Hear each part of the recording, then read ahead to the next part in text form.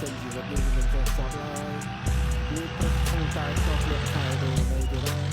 ផានទៅវើរត់ថ្ងៃនៅស្អីក៏តសម័យស្អីក៏តសម័យអត់តែថ្ងៃនឹងផានទេអត់សម្លាញ់ទេតោះឈប់គិតជាប់ដែរជីវិតក៏មិនមានទីថាជីវិតមានជាមួយនឹងមានទី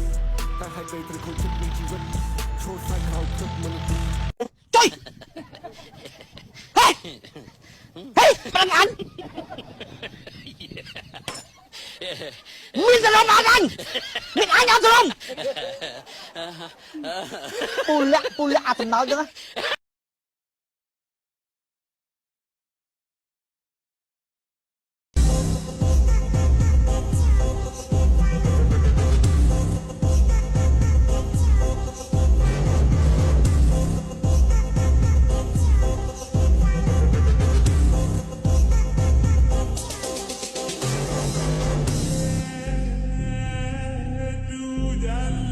អាណាខ្លាំងអេប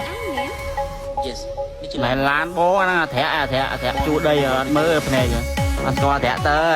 ដេញបានអត់បើដេញបានចូលមក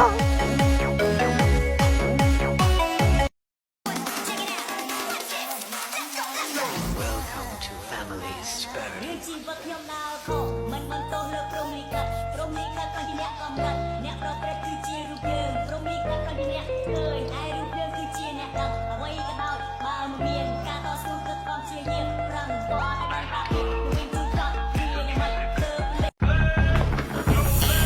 លោកវងលោកដឹងថាខ្ញុំជាអ្នកណាទេអូប្រកាសជាដឹងលោកគឺជាបងធំនៅក្នុងក្រុមជនពៀលនៅណាមួយក៏ស្គាល់លោកដែរ